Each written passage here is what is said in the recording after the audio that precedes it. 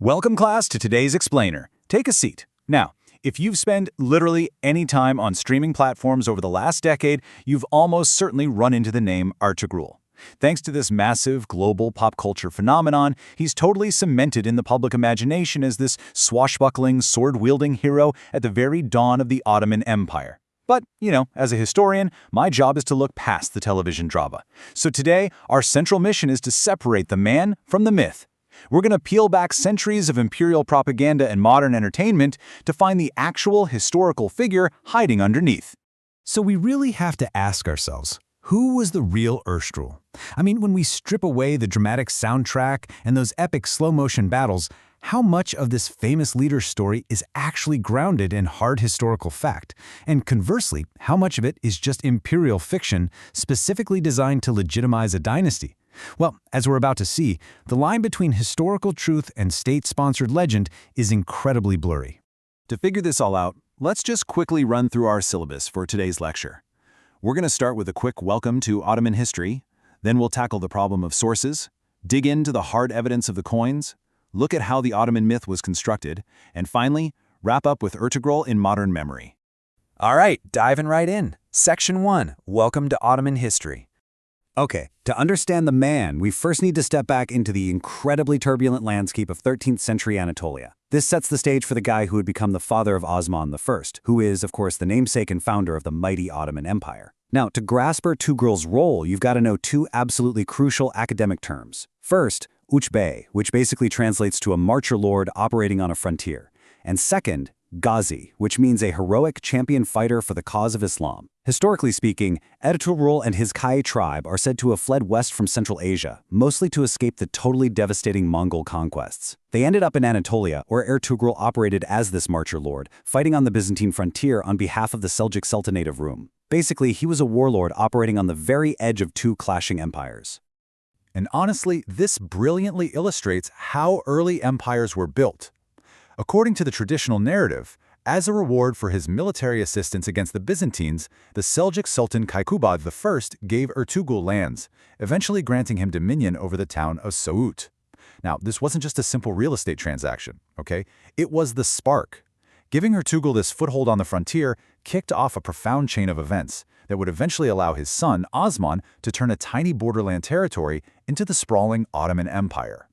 But this brings us to a really major roadblock. Section 2, the problem of sources. So take a look at this timeline, because it creates a massive historical blind spot. Ertuğrul died around the year 1280, but the very first written chronicles actually detailing his life, like Enver's Dasturname, well, they weren't written until 1465.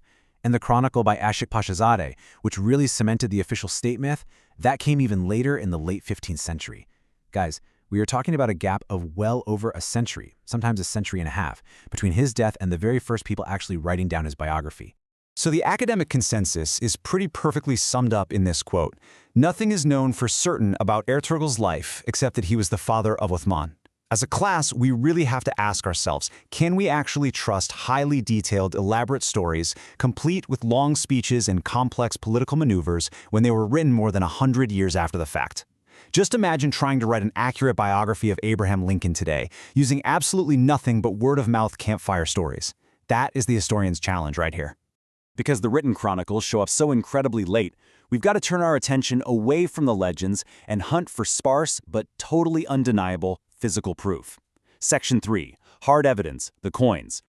To find the truth, historians rely heavily on numismatics, which is the study of coins. Now, a coin might seem like a really small, insignificant thing, but in the ancient and medieval world, minting your own coin was the ultimate proof of sovereignty.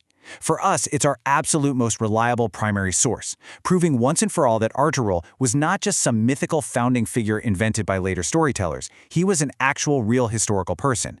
And here is that definitive proof. We actually have an undated coin from the era of his son Osman I that reads, "Struck by Osman, son of Ertuğrul, may his kingdom perpetuate." This is incredible, right? It's contemporary, physical evidence that Osman's father was indeed named Ertuğrul.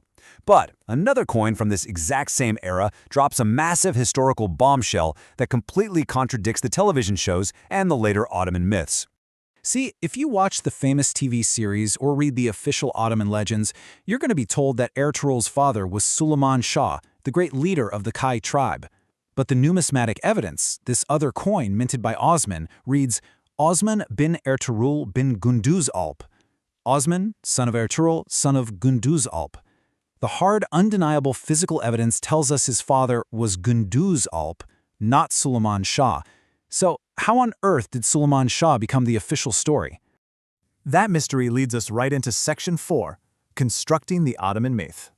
We need to explore why and exactly how the later Ottoman Empire felt so compelled to create these elaborate genealogical myths around their founder's father. They essentially overwrote their own actual history. Just look at how the historical narrative drastically shifts over time on this table. The earliest surviving chronicles by Enveri and Kahramanı Mehmet Pasha in the mid to late 15th century actually get it right. They list Gündüzalp as Ertuğrul's father, which perfectly matches the coins. But then, along comes Aşık Paşazade in the late 15th century, and he just introduces Suleiman Shah as the father. And ultimately, it was Aşık Paşazade's version that won out, becoming the official, state-sanctioned history. Why? Well, because the Ottomans were busy building a massive empire, and they needed a suitably massive myth to legitimize their rule. And honestly, this brilliantly illustrates the sheer power of propaganda. As the Ottoman state grew into a literal world power in the 15th century, suddenly being the descendants of a simple, local, frontier marcher lord just wasn't prestigious enough. So court historians began this very creative rediscovery of their roots. They concocted these elaborate genealogies that traced Ertuğrul's bloodline back to the prestigious Kayı tribe, back to the legendary hero Okus Kayın, and astonishingly, all the way back to the biblical figure of Noah. It was just a brilliant, totally fabricated pedigree designed to prove to the world that the Ottoman dynasty possessed an ancient, almost divine right to rule. This deep desire to use Ertuğrul as a powerful symbol brings us to our final topic today. Section 5, Ertuğrul in Modern Memory. You see, this mythical legacy has only grown over the last 2 centuries. In 1826, an Ottoman cavalry regiment was named after him. In 1863, the Imperial Navy actually launched a whole frigate bearing his name. In the late 19th century, Sultan Abdülhamid II completely rebuilt his mausoleum in Soguk to honor the dynasty's roots. And this reverence totally continued into the modern era. Like, in 1998, the Turkish government funded the massive Ertuğrul Ghazi Mosque in Turkmenistan as a symbol of shared heritage. And of course, in 2014, the premiere of the television series De Release Ertuğrul just launched him into the global stratosphere, inspiring statues as far away as Lahore, Pakistan. But sometimes, this modern obsession with the myth actually overwrites reality entirely. In 2020, local authorities in Ordu, Turkey, proudly erected a bust of Ertuğrul. However, shortly after it went up, they had to very quickly remove it. Why? Well, because people pointed out that the statue didn't really look like an anonymous 13th century warlord. It looked absolutely exactly like Engin Altan Düziatin, the handsome actor who played him on TV. The line between history and entertainment had just completely vanished. Which brings us to our final thought for today's lecture. We know almost nothing about the real Ertuğrul, other than the fact that he existed, his dad was Gündüzalp, and his son went on to found an empire. Yet, despite that lack of evidence, he has inspired empires, mosques, frigates, and massive global television phenomena. So I'll leave you with this question. Does a legend's impact on modern culture and its ability to inspire literally millions of people ultimately matter more than the missing historical facts? Thank you so much for joining me in class today. Keep questioning the history you consume, and I will see you in the next Explainer.